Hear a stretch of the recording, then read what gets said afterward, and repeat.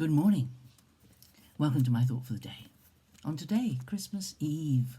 So I put my lights on and I've got a little Christmas tree here which changes colour. I was thinking about that lovely verse in John 1 that says, in him was life, and the life was the light of men. The light shines in the darkness, and the darkness has not overcome it. Even this very little Christmas tree, if I was in a room where there was no light, would shine very brightly and would give quite enough light to help me see what I'm doing and where I am. And we've thought about, haven't we, in these few days, about the coming of Jesus in lots of ways, on lots of aspects, and the fact that everyone decorates their houses with lights and bright lights and twinkly lights, and because it's the darkest time of the year, and I'm sure that that's one of the reasons we celebrate Christmas in the darkest month of the year, because we're celebrating the coming of light. But I was thinking about the lights in this room, which hang there all year, but we don't turn them on very often. And this little Christmas tree has to be turned on for the light to shine. And I was just thinking about that simple thought, that to make these lights and the lights that we have by electricity and on a candle or something, we have to light them. We have to turn them on. But Jesus came as light for all time. You don't have to turn him on or turn him off. But in this sense, we do. We have to make sure that we keep his life shining. Jesus himself said to people, didn't he, in Matthew, I think it's about Matthew 5, you are the light of the world. Let your light shine. That we have a choice about light, whether we turn it on or turn it off. We have a choice about whether we live for Jesus or not, whether we live in the light, whether we follow the directions of the light, whether we follow close after the light, whether we take notice of what the light in our life shows us.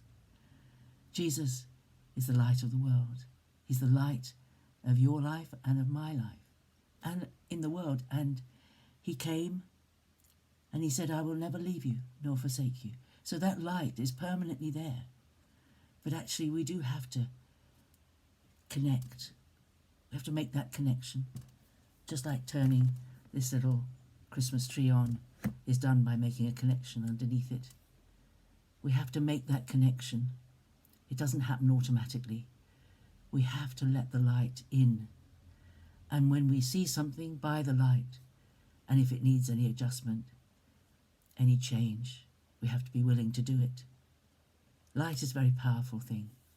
I think laser light is one of the most powerful lights that has ever been discovered. Very powerful.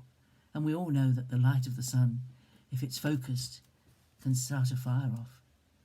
Light is very powerful and very beautiful and very necessary. And this statement, the light shines in the darkness, and the darkness has not overcome it. The darkness in this world cannot put out the light of Jesus. And however dark your world is at the moment, maybe your world is dark at the moment. Maybe something sad or difficult has happened in your life, and you're not feeling the joy of Christmas like you have in other years. Or maybe during this past year, you have lost someone that you have loved dearly. Don't put the light out. Let the light in to your darkness, and the darkness will change. The darkness will lessen as you focus on what God has done for you through sending Jesus into this world. He doesn't want you to live without hope or to live in darkness. He doesn't want you to live without a clear route in front of you to follow. He's given us the light. He's given us the light in terms of his word, because there's that lovely verse in Psalm 119, isn't it, that says, your word is a lamp to my feet. He's given us his word, which is a source of light. But the ultimate light is Jesus. I am the light of the world, that's what he said. And he shines his light. And we always have a choice whether we live in the light or we live in the dark. But the light may show up places that need cleaning or sorting or dealing with.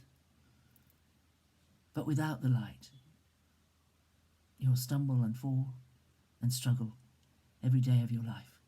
So let the light in and let the light shine. That's my thought for the day. Have a great day. Tomorrow will be the big day. I'll see you tomorrow. God bless you. Bye-bye.